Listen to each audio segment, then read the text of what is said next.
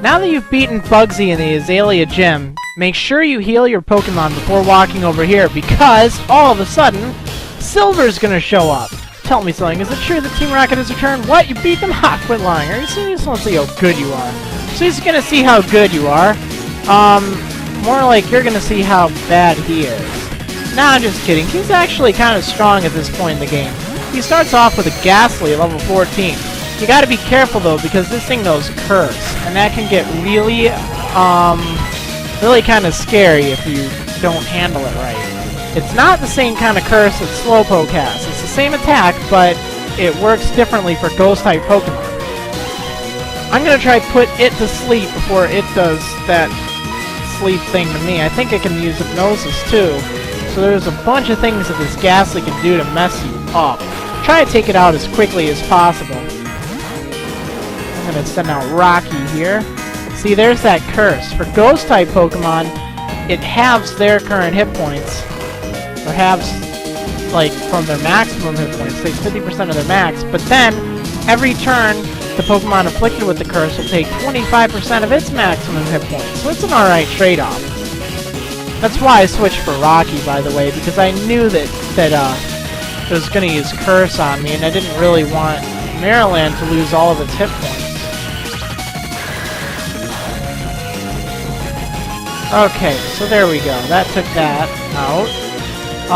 Hopefully you don't have much difficulty. Remember not to use fighting or normal type attacks against Ghastly, because it's completely immune to any of them. Or ground type attacks for that matter. It has Levitate. Alright, next up is a Zubat. Doesn't matter what you started with, he will use a Zubat. But that's about it. There's nothing really too fancy behind this Zubat. It's just a level 16 Zubat. It has Supersonic, which I'm very glad that it did not hit me with. You gotta be, you know, sort of mindful that you don't knock yourself out with confusion. It's never any fun. Remember, you can always switch your Pokemon if you're confused. That'll get rid of it. Alright, now, the last Pokemon that he sends out, or sometimes he'll send it out earlier if it has a type advantage against one of yours, it's his starter. It's going to be the middle stage in the evolution line, so since I started with Chikorita, he's going to be using a Quilava. But let's say I started with a Cyndaquil instead. Well, he'd have a Croconaw here, and if I started with a Totodile, he'd be using a Bayleaf at this point. Regardless of what you started with, it's at level 18. You need to be very careful, though, when you are weakening it, because you do not want it to slip below 33% of its health. The reason is, each of these starter Pokemon has an ability, either Blaze, Overgrow, or Torrent. When it's below 1/3 of its maximum hit points, what happens is, any of its type attacks, like any fire type attacks, or grass type, or water type attacks, do 50% more damage. That can hurt. I mean, that can hurt a lot if you're not expecting it, so you gotta be careful, because it can really throw off your plans. That's ridiculous. There's no way I could lose to a wimp like you. Yeah, wanna bet? Putting it to sleep is always a good idea, though, if you're able to. Use like a Ghastly or something. Or a Slowpoke with Yawn. Alright, take that thing out. Wasn't too bad. Alright, double level up.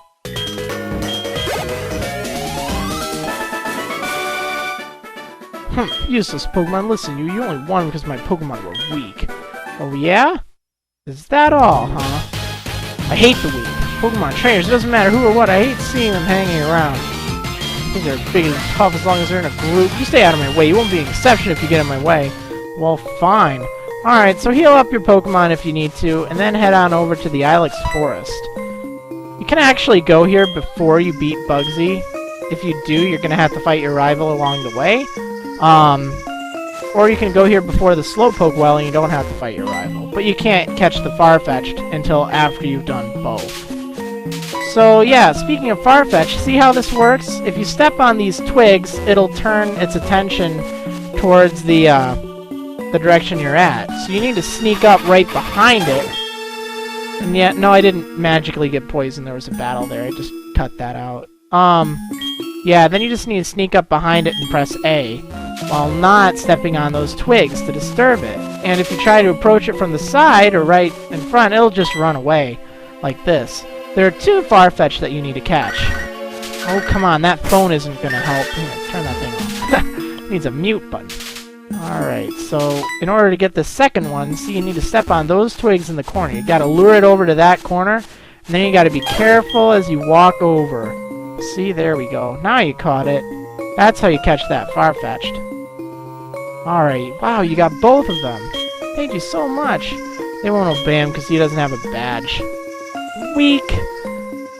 So after catching them, this guy, his boss shows up, and he gives you HM1, which contains cut.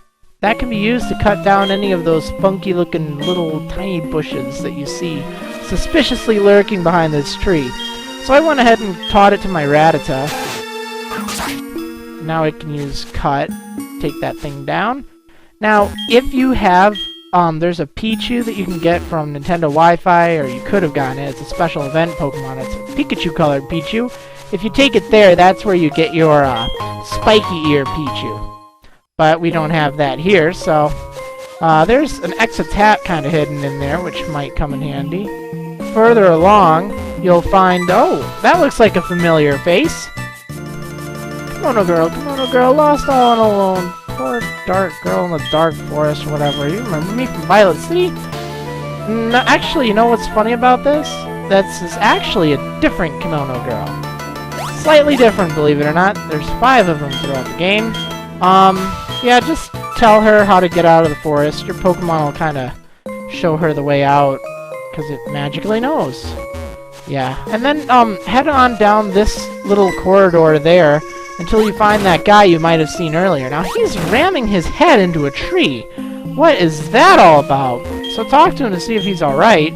He's shaking trees using Headbutt, so he will teach any of your Pokemon the move Headbutt that can learn it. I mean, most Pokemon can. And I strongly recommend teaching as many Pokemon as you can Headbutt right now, because it's a 70 power, normal type, physical based move.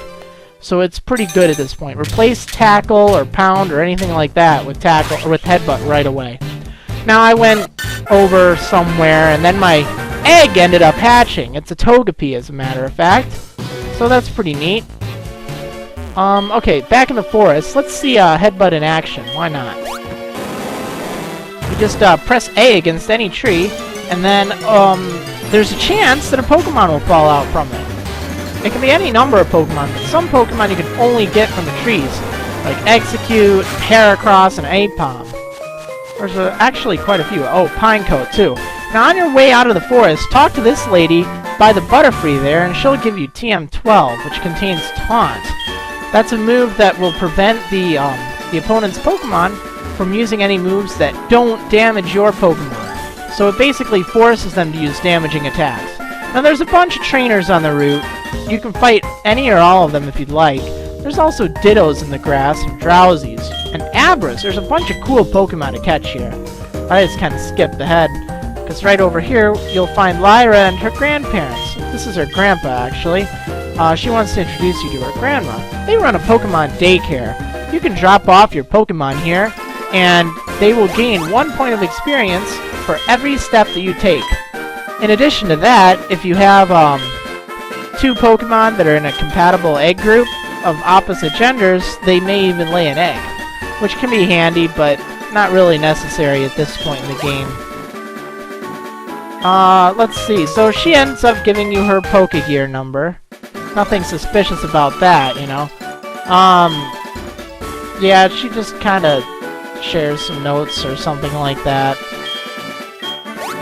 Tries to deny everything. If you talk to the daycare lady, she'll offer to raise your Pokemon. But you don't need to do that right now. It might end up costing a lot of money early on, too. Later in the game, it's not a problem. After you leave the house, the daycare man will give you his Pokegear number, and so will, he'll also give you the daycare lady's Pokegear number, too. So that's kind of neat. Okay, further north, we're almost to Goldenrod, but there's a TM hiding in the grass here. It's Embargo. It's a pretty useless move that serves virtually no point I don't recommend teaching it to any of your Pokemon right now. But there is one really cool Pokemon you want to catch here. Not that it's directly that cool.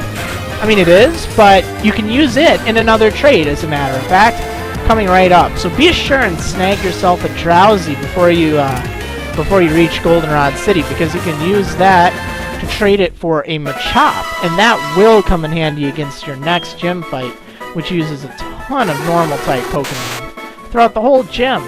Although Drowsy makes a pretty alright Psychic-type Pokemon, too. Keep that in mind. So in the next episode, I think we'll explore a bit of the massive Goldenrod City.